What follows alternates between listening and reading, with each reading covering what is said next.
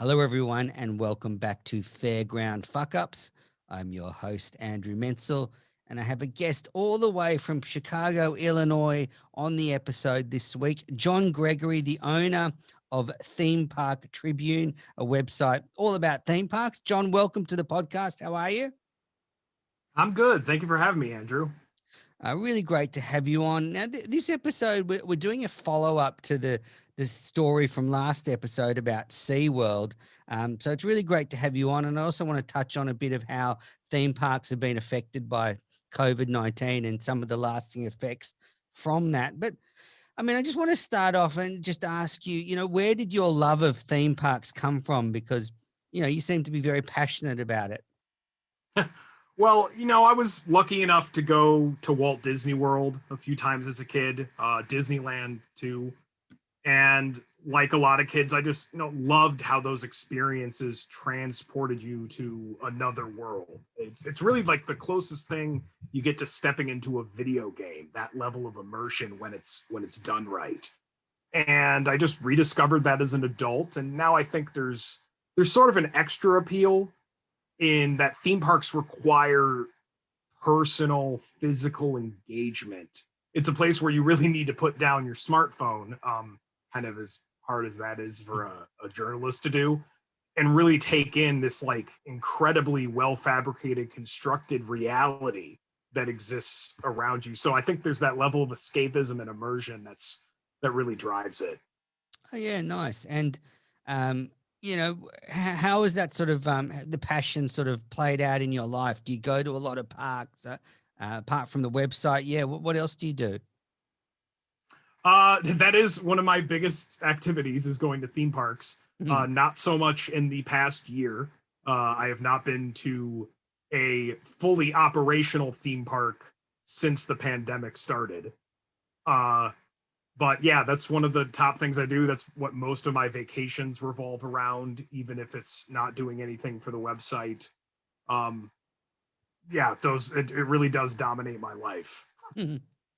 Well, they are fun. I've got to say that some of the stories we've been covering in Fairground Fuck-Ups, not so much the fun side of theme parks, but I guess before we get into the SeaWorld stuff, can I ask, do you have any affiliation with SeaWorld? Do you have any particular interest in SeaWorld? Absolutely no affiliation. I don't have any affiliation with the theme parks I cover. I've never worked for them. Don't accept, comps or anything like that from them. I have visited SeaWorld parks several times. Sometimes it has been as invited media for media events. Other times it's been for as a paying customer. Right. And then I guess, I've been immersing myself in all the sort of SeaWorld, the whole SeaWorld story. And, it's a pretty tough story to digest. The way they treat the orcas and just the whole thing leaves a sort of nasty taste in my mouth. How do you feel about it? Just generally, before we get into the specifics, what's your overall sort of view of it? I think it's something where opinions have probably changed drastically over the span of my lifetime. It's something that I don't think we would have batted our eyes at in the 80s and 90s. And certainly, I've seen zoos and other just sort of animal exhibits and things like that, where those animals are not being treated in the right way, or they are not in a habitat that really suits them at all, that may have seemed appropriate 20 or 30 years ago, and now it just doesn't. So I think it's just a transformation of what our societal values are in terms of these sort of animal exhibits, to where this stuff just doesn't seem acceptable to the majority of the general public anymore. I'm just getting a slight buzz coming through. Can you hear that, John? Is that something? No, I don't. No, I don't hear anything. Okay, no worries. As long as great. All right. Well, let's then. Yeah, I feel like you're right. I think views have changed, and it doesn't seem like it's right to keep these orcas in captivity now. When I sort of even, you look back at, the way, baby orcas are caught and then, taken to SeaWorld, even from there, it seems like, unlike a zoo or somewhere that's, a wildlife park where it's done for conservation, it seems SeaWorld's kind of only doing it for profit with less care for the welfare of the animals. They still have pretty robust conservation and animal rescue programs. I think the big sticking point with the animal rights groups is that they simply want them to give up the orcas, move them to seaside sanctuaries, do it faster than the policies that have been implemented in the past few years, where SeaWorld has pretty much pivoted their orca program to extinction, but in decades, not right away. And that's really the sticking point. And then you can get into broader issues where there's groups that don't want zoos to have captive animals at all, and they will continue to kind of move the bar in terms of what they feel is safe and appropriate. And the general public will do the same, like you said, and like we said previously. Societal attitudes change towards these kinds of things over time. Yeah, and I don't think it's an easy answer, because if you go to SeaWorld, there's no doubt that they do bring awareness to, say, they bring children into the world of these animals, and they bring awareness of these animals to young people and families. And then, you hope that will in turn lead to adults that are, care about the environment and care about these animals. So I think, there is some sort of argument there that although these animals are suffering, which is horrible, is the greater good being served? I'm not sure, but I think that's certainly an element to it. Right. And, there's always that kind of push and pull when it comes to any sort of zoo or animal exhibit is, these days, for the vast majority of them, especially in North America, these are not animals that were taken out of the wild. These were animals born in captivity, raised in captivity, bred in captivity, and in all likelihood couldn't survive in the wild. And then the ones that can, say like manatees, are usually returned to the wild when they are healthy enough. So there is that kind of push and pull where it's not a black and white issue that either these need to exist or not exist. There are other factors to consider, and promoting conservation, and whether that's worth, whether that justifies these enclosures and things like that. That's a reasonable topic of discussion and disagreement, I suppose. Yeah, I think so. So we covered in the last episode the tragic death of Dawn Brancho, a terrible, terrible incident, and followed on from a couple of other deaths in SeaWorld parks. Sort of looking through the history of SeaWorld, do you think that they ignored the warning signs leading up to Dawn's death? That, there were plenty of documented incidents where the whales turned on their trainers. Do you think they just ignored the warning signs to keep the shows going that are so profitable? Well, I wouldn't go as far as to say that any theme park operator as a whole would ignore warning signs of safety issues ever for the sake of profit. Have you heard of Action Park? Well, let's not. There's a difference between negligent design and that sort of thing. But it's really Action Park aside, I guess it's certainly not in the theme park's interest to endanger anyone, even if it's entirely for self-serving reasons, avoiding bad publicity that any incident with an employee or a guest, any sort of injury would draw. But pivoting back to SeaWorld, however, it's impossible really to argue that this wasn't a predictable event. There are documented cases of orcas attacking trainers, not just at SeaWorld, but at other similar aquatic parks that there used to be a lot more of them, frankly, in the 70s and 80s in both the US and Canada. And OSHA said as much in a 2007 report when a SeaWorld San Diego trainer got attacked and almost drowned by an orca. OSHA's exact statement was, swimming with these orcas, that's dangerous. If someone hasn't been killed already, it's only a matter of time before it does happen. Seems kind of prophetic in retrospect. And OSHA later withdrew that report after SeaWorld said it was full of errors. But it's really just impossible to argue that SeaWorld couldn't have seen this coming because of all those other incidents, not just at their own parks, but at other parks that had captive orcas. And then in the aftermath of Dawn's tragic death, it seems like SeaWorld it was like one PR disaster to another. SeaWorld would contend that Dawn Brancho had brought about her own death. They pointed to her ponytail as being something that might have contributed to the whale turning on her.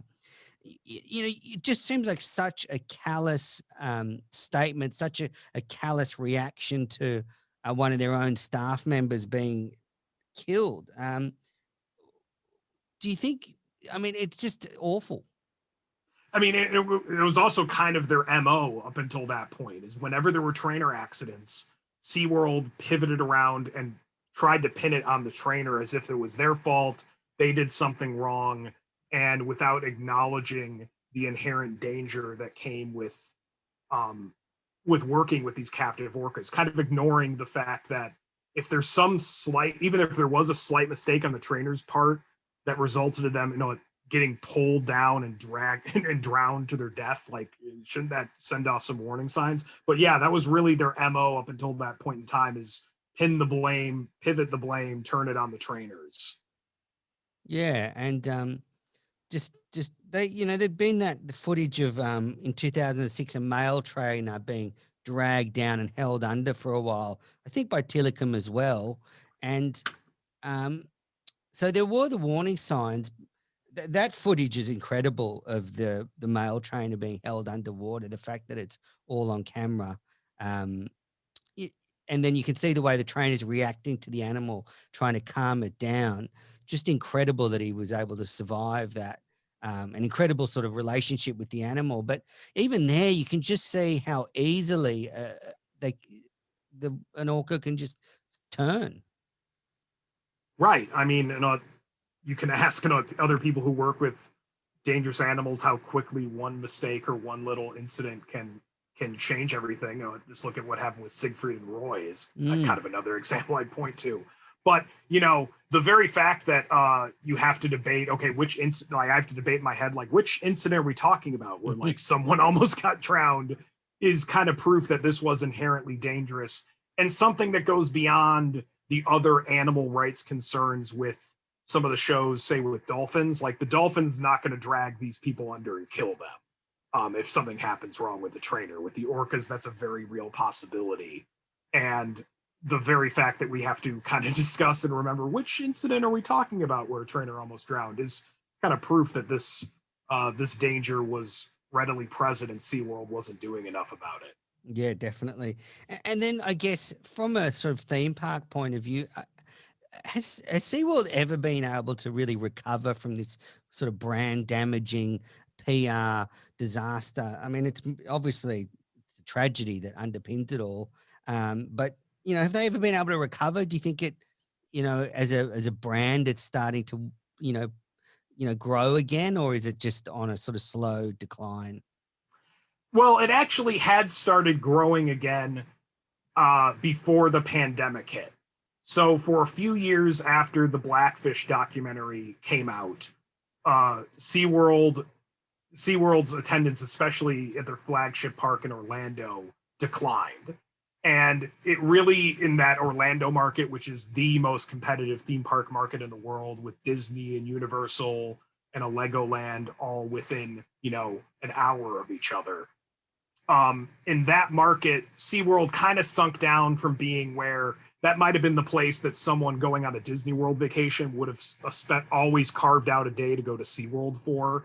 It kind of downgraded them to a regional park. And ever since then, they've done a lot more focus on, let's get in annual pass holders, Florida locals, rely on them for business. and not the much more lucrative, like 1 or 2 day visitor who's there on vacation. But that strategy did work to a point where their attendance started creeping up, and I believe it was up for about 2 straight years before the pandemic hit. And then, all bets are off as to what it will look like in the next few years and how quickly they can recover from the pandemic. Because even though their attendance was starting to bounce back, it hadn't, erased all the damage that the years of the post Blackfish declines and the damage to the brand had really done. And even going beyond what it was like business wise, they did seem to be repositioning the brand to de-emphasize that like these orca shows are a core part of their identity. You can just look at the rides they were adding at the 3 SeaWorld parks in the US in 2020, or at least we're planning to add in 2020, and some of them have now been pushed into 2021. Each of the parks was getting a new roller coaster, and that's really become more of their bread and butter strategy, is looking more like a traditional amusement park, theme park, and emphasizing those experiences over the more controversial aquatic experiences that have been, the core part of their identity since SeaWorld started. Yeah, we have a SeaWorld in Australia, in Queensland on the Gold Coast. And you're right, I was there actually 2 years ago, I think, and they had more rides, and they did have a dolphin show and things like that. But yeah, you're right, there was more rides there, and it was more take the kids there and they can have fun and maybe see a little show as well. So they're kind of fundamentally changing the way they go about things, which is good to hear. So do you think that like SeaWorld have been, diligent in enacting the changes that were needed to make by when the occupational health and safety looked at it after Dawn's death? Do you think they've managed to institute the changes? I think they had to be pushed into it, because for a few years after Dawn's death, they were still kind of going by their old playbook. Whenever there was an OSHA ruling, they'd really try to fight it, say it was full of errors. And we're still trying to get trainers back in the water. In previous instances where there had ever been a trainer accident with an orca, SeaWorld usually instituted a temporary ban on trainers going in the water with orcas, but then would eventually lift it.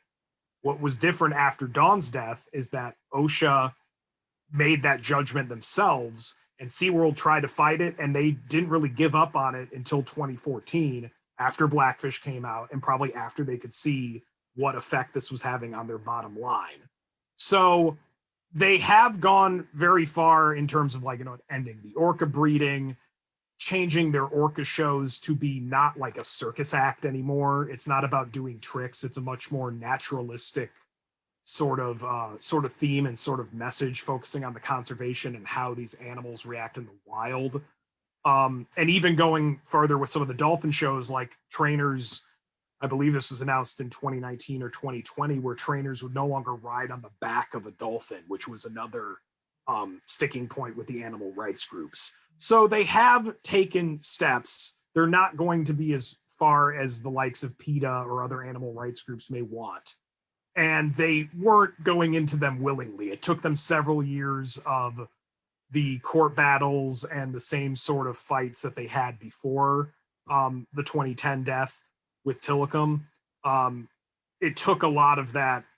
It still took a lot of that, like kind of battling and bargaining before they really came around to making substantive changes. Yeah, again, they don't come across that great, do they, John? I mean, you cannot, it's hard to go, oh, SeaWorld is doing all they can, because they're clearly not. I mean, there's reports that in 2019, one of the orcas damaged their dorsal fin and it wasn't reported to authorities for a couple of weeks. Even then, the reason of the reason that the injury, perhaps what happened was misreported. They blamed it on other whales when it probably wasn't. It was more to being the way they're kept. And that's only 2 years ago. So it just seems like all they want is to profit off these animals. Well, they have definitely had big issues with transparency, and I think there was a long internal struggle over how much of this means we need to redefine who we are as a brand and pivot away from something that's been a core, like I said, a core part of their identity since SeaWorld began. And how much of this how much of this is just a PR thing to get this to blow over? And I think it'd be too cynical to argue that saying something like ending the orca breeding program or accepting the fact that trainers cannot go in the water with these orcas anymore are totally like ineffective moves. Like whether they obviously took too long to come around to those sort of decisions. They still came around to them. So I don't think they can be entirely dismissed or jeered for that sort of thing. But the question remains is how far are they willing to go? And when it comes to listening to animal rights experts or this animal experts that, or even outside of the PETA and sort of animal rights groups world where you could dismiss them as having some sort of agenda against SeaWorld, how much are they willing to listen to those people in terms of doing right by these animals?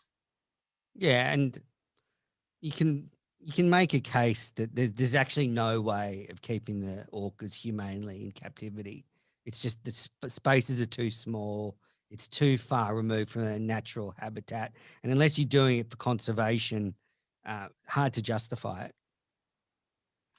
Right. I won't claim to be an expert in orcas or weigh in on, what's the most humane way to keep them. I don't see much of an argument for saying that their current situation is the best thing for them, and whether seaside sanctuaries is the much better option. But it's really hard to justify. Well, then, but just how do you react? Position. I mean, how do you react to it then? Just as a human, as a person that goes, when you hear these stories, when you watch Blackfish, what's your emotional reaction as someone that goes to these parks to escape and have a good time? Do you sort of consider the cost of that? Well, it certainly like if you're the value you see in theme parks is escapism and sort of getting out of the daily rigors of everyday life. When you're faced with something like that where you have to consider whether you're being an ethical consumer by supporting that product, certainly that's going to take you out of it.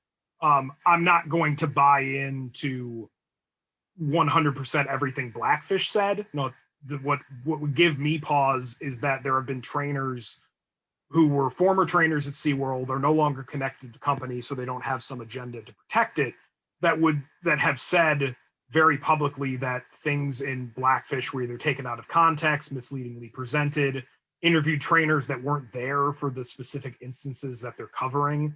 And, let's not treat it like it was investigative journalism. It was a documentary with a clear agenda. Not that it should be totally dismissed on that basis. But, it does affect your enjoyment of the parks when you've heard those kind of things and when you just like see what the enclosures look like and how large these animals are and wonder like, well, there's a reason why I don't see an orca at my local zoo when they can't fit that in places like this. Yeah, I mean, I think that's a fair and reasoned take on the Blackfish documentary because it's from a particular point of view. You can, whether there's an agenda at play or not, it does only give really one side of the story. But I guess all the footage of the incidences and the trainers being attacked, you go, well, however much, it's there, it's an issue. And, I found that the stuff about the whale's emotions very powerful. And again, I don't know much about it and I'm sure you don't, but that is a very compelling sort of argument that these animals feel that emotional pain like humans. I thought it was very effective in that sense. Oh, sure. Very, very effective. And then, if you're looking at it from a consumer's point of view, that's pretty easy to, if you've never been to SeaWorld before, you're not a dedicated customer, you don't have warm and fuzzy feelings about the park. It's pretty easy to just declare you're never going to go there if that was one of the first impressions you have of that park, or that's one of the first associations you make are the allegations and made in that documentary and the history of how they treated their orcas.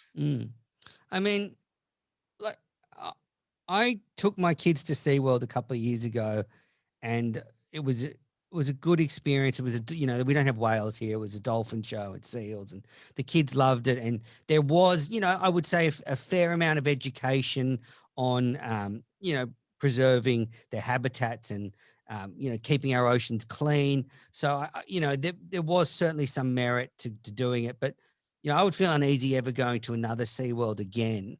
And, it does make me question where you hear that sort of facts were being tailored to suit their, PR goals, when they talk about the whales, say age and the dorsal fin, collapsing and that being a natural thing. And you realize it's not, it's because of captivity. Did make me question, well, what were they telling me when I took my kids there that wasn't right? Maybe overemphasizing how much of their mission is really about the conservation. I mean, it can't be dismissed that is part of the reason they exist. The conservation efforts, the animal rescue programs, but at the end of the day, they are for-profit, publicly traded company, and so they are going to have their own interests at heart in the end. So take that with a grain of salt. It's not like there's some there's some small nonprofit with just a goodwill mission. Yeah, and thank you. And what do you sort of see the future of SeaWorld? Do you go to it? Will you go to it again? What do you think of it? What's the plan going forward? Well, I will still go to it, if only for the sake of like covering it, because I'm not there to make the ethical judgment that no, I'm not going to cover this sort of place. And I would see them continuing to de-emphasize the aquatic experiences and pivot more towards just more amusement park rides, more attractions. The last big thing they opened in Orlando, which I attended the media event for, was their Sesame Street land, which was honestly, the section that was themed after the Sesame Street buildings is one of the best themed areas I've ever seen outside of a non-Disney or Universal park. Okay. And I would expect that's where they keep going, because that's just so much safer.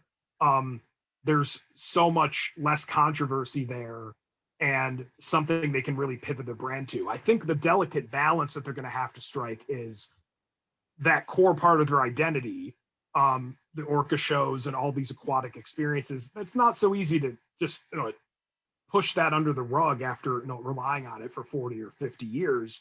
And there's fans who are very, very attached to those sort of experiences, and without that, they're not going to see as great of an appeal with SeaWorld.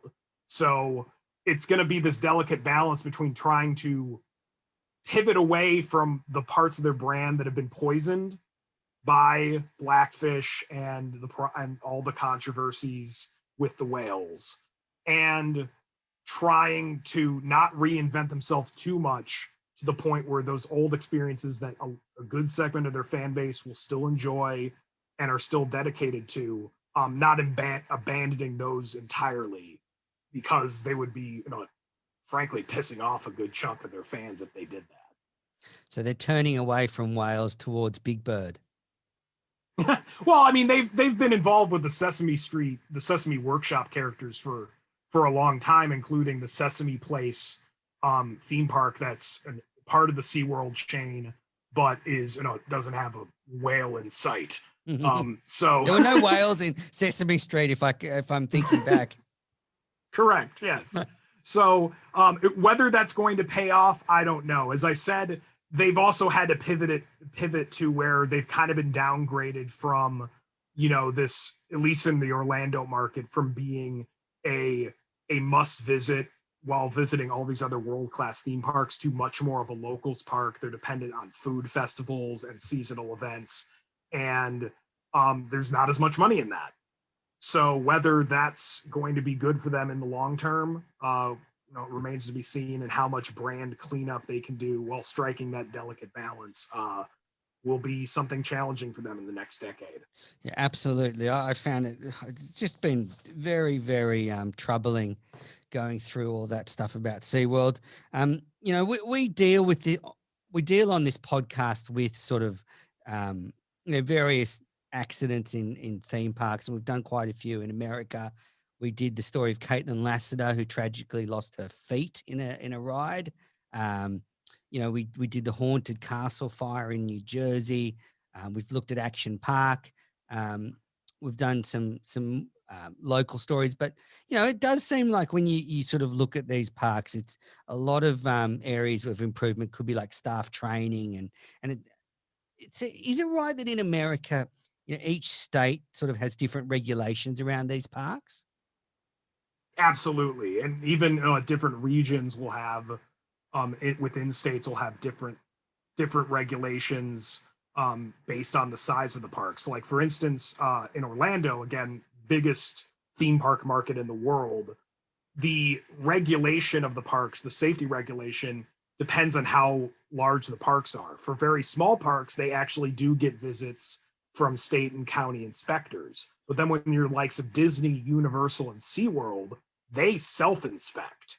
And then all they need to do in order to avoid state inspections is they are required to report on a quarterly basis any guest injury that results in a hospital stay of 24 hours or more. And having looked at those reports every single quarter, they can often undersell what actually happened. One notable instance was a few years ago on Universal Orlando's E.T. ride, which is a slow-moving dark ride. You're on the bikes from the E.T. movie.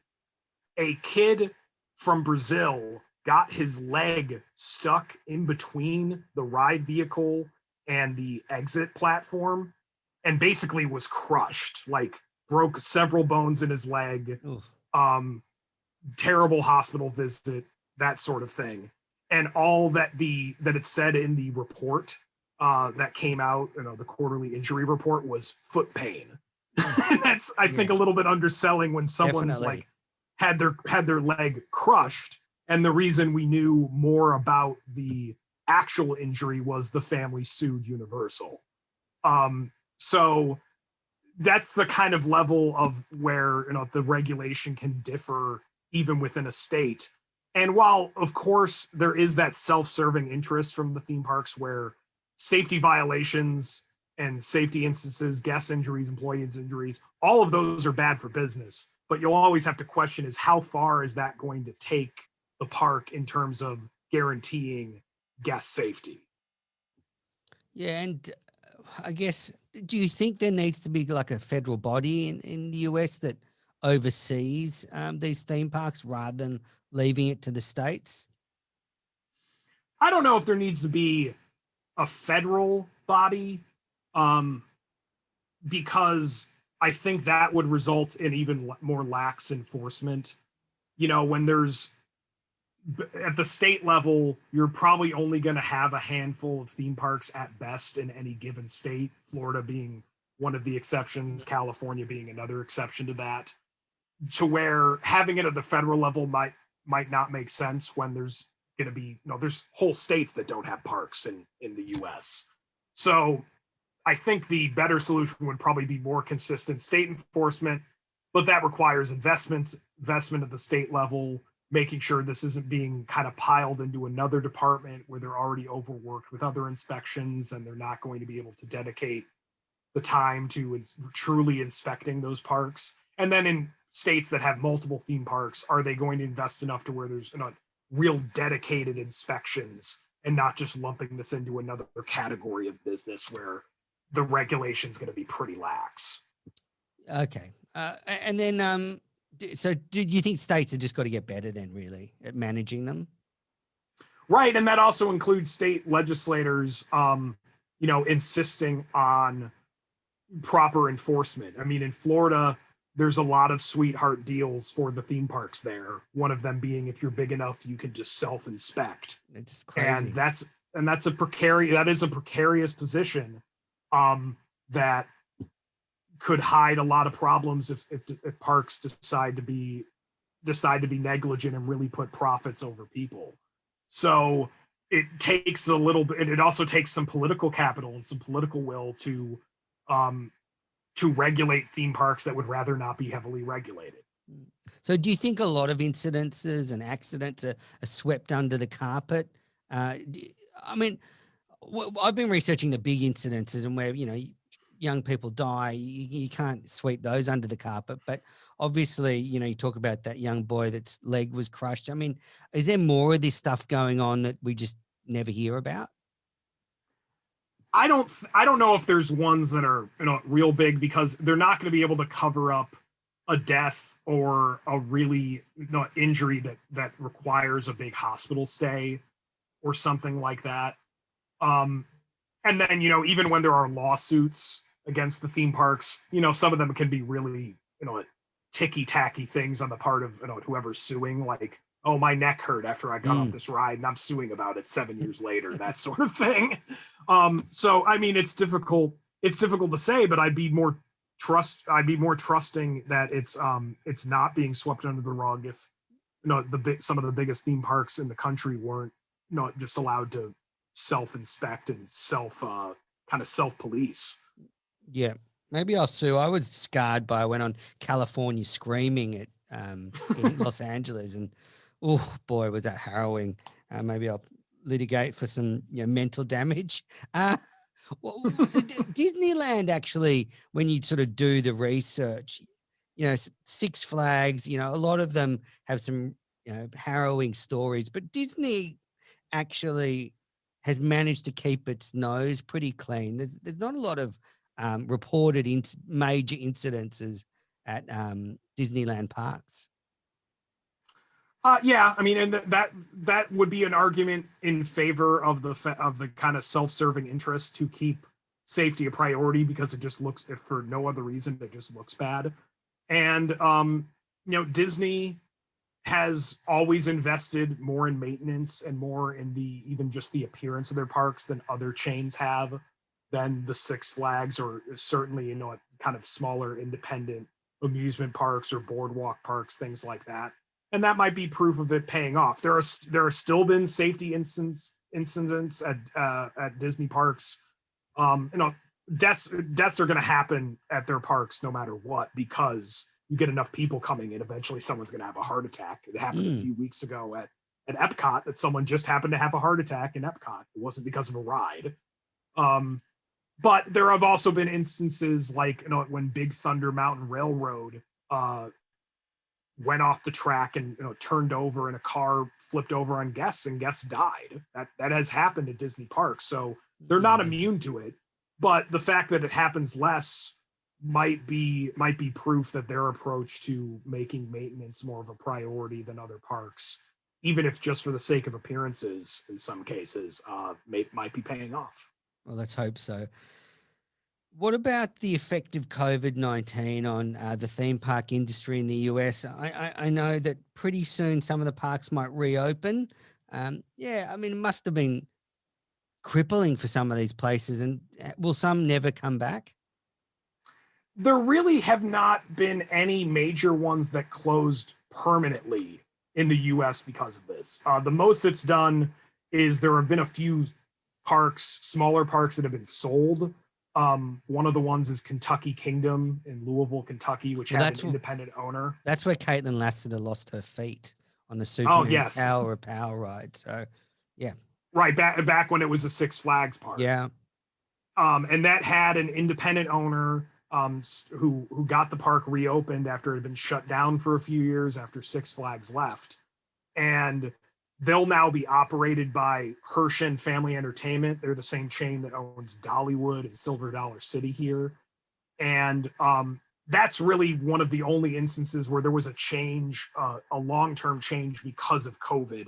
And it's really because in that particular instance, this independent owner just couldn't withstand the financial pressure of being closed, or at least not allowed to reopen fully for a full season. And in fact, there were really only a handful of states in the US that didn't allow the parks to reopen at all in 2020. Most states did let parks open in some fashion. If not in the summer, then by the end of the year. Even in my home state of Illinois, our Six Flags park, Six Flags Great America, wasn't allowed to reopen rides, but they were allowed to reopen for a holiday event that was just, you know, a mass required limited capacity, kind of just decorated the parks and the park and lights, and that was the event. But you know, so for the most part, you know, they were allowed to operate in some form, but really all the big chains were running at a loss. Like they opened because they lost less while operating, even if they were still losing money, than they would be by being closed because of, you know, fixed costs. They're not going to be able to get out of their leases for a year or something like that. And they still have to, you know, spend money just to maintain the parks, even if they aren't fully open. So the real impacts were not seen in terms of like any permanent closures, a few sales of parks.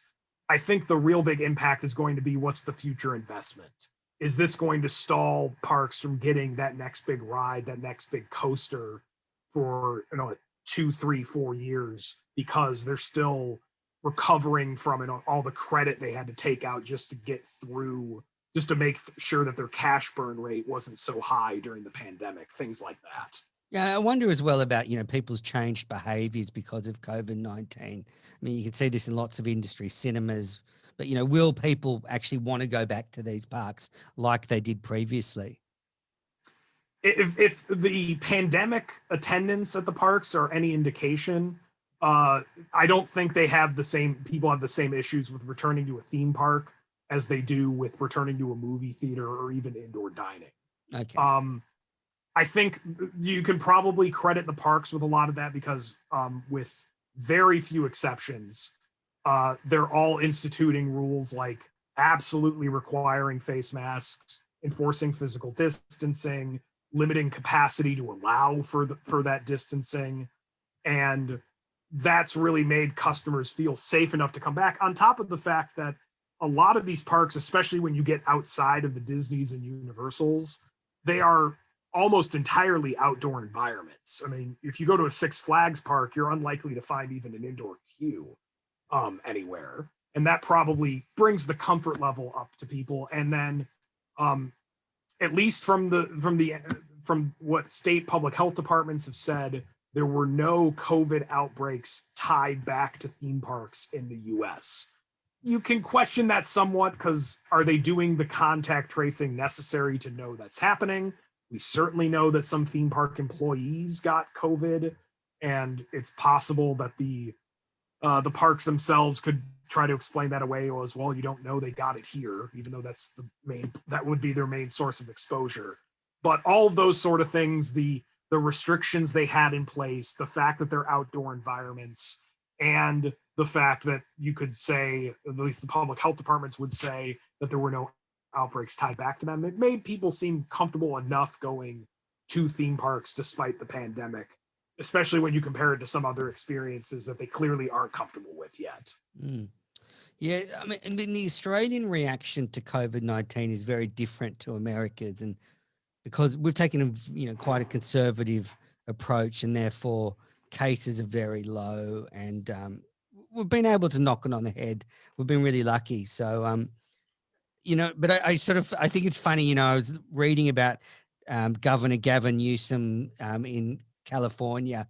They inspected all the parks, and surprisingly they came out going, these theme parks are potentially super spreaders, because you've got people queuing together, you've got people coming off the rides together, you've got people eating together, you got people in rides together, that they are very much a recipe for disaster. Well, that's if you think of them in their normal operations. And I think that's easy for the general public and people who don't go to theme parks that often to have that perception, because it would be true that in a normal environment, a theme park would be a super spreader. I mean, I remember the images of when Disney World was closing for what was supposed to be just a few weeks as the pandemic began, and there were pictures of people huddled together around like the Main Street train station. It's like, oh no, get away. Like, this is not the time for that. Spread out. But then, yeah, right. But then when they reopened Disney World and Universal a few months later, you saw, I mean, it's very strict mask enforcement, very strict social distancing and physical distancing enforcement. and very limited capacity. It did take a few months for those parks to get up to what was their limited capacity level. So I think the perception of them being super spreaders might be sort of misconstruing, or just thinking that it's going to be like it was before the pandemic, and they're not operating at all like it's normal. Okay, so that food for thought. If any Australians are ever allowed to leave the country, our borders are closed, so we can't even head to California to go to Disneyland. What are you excited? Well, and to be fair, most Americans can't head to Disneyland too, because one of California's stricter rules is that the attendance for all their theme parks is limited to in-state residents. Oh. So one of the big concerns in California versus Florida, who wanted Florida's a tourism economy. They wanted that back as soon as possible. Newsom took a totally different tact, and he was very worried about people coming to California. And so one of the big concessions that the theme park reopening guidelines in California will be that it's limited to just California residents, to discourage people from traveling out of state, because you're not going to be able to get into the parks. Yeah, right. Interesting. Now, I guess let's end on a positive note, John, because we've delved into some negativity. Tell me about what you're excited about for theme parks this year. Anything in particular? I went to the Star Wars section in California, Disneyland, a couple of years ago. Loved it. Loved the Millennium Falcon ride. What are you excited about this year? When you get to go back, what do you want to go to? Well, besides just getting to go at all, because that is obviously a big appeal. I think my two biggest things would be, one, is the Avengers campus at Disneyland. This will be the first time Disney is building a full Marvel themed land. Wow. It's opening at Disney California Adventure, which is the rightfully the other park at the Disneyland Resort. That needs a big addition, and it's just going to be interesting to see how they bring these hugely popular Marvel movies into a theme park environment, and how successful they can be at it. The second one would be the Iron Gwazi roller coaster at Busch Gardens, Tampa. This is what's called a hybrid coaster, built by Rocky Mountain Construction. So it's a wood frame with a steel track on top. These have become known as fairly inexpensive, because they are often built on top of the structures left over from older wooden roller coasters. But since they're just less expensive conversions, but you're getting basically a brand new coaster out of it. And they are very intense. I mean, they're one of the few, these are wooden coasters that will go upside down, have corkscrews, extreme drops, things like that. And the few coasters of this type that have been built in America, like Steel Vengeance at Cedar Point, are among the best, are widely regarded as among the best coasters in the world. And now they've got one in Busch Gardens, Tampa, where you're just an hour away from the big theme park market in Orlando. So it's exciting to think of Florida as a big roller coaster destination, because usually it's not, with the dominance of Universal and Disney and their more high-tech rides. So those are the two things I'm really looking forward to getting to experience in 2021, along just with any theme park, please. Maybe 2022, the way things are going. Well, John, I hope none of those rides appear on Fairground Fuck-Ups in the future. Thank you so much for joining us on the podcast. It's been a really interesting chat. We'll put all the links to your website, so when eventually we can travel, we can check it out, because it's a great guide. And thanks for your time. Oh, thank you for having me.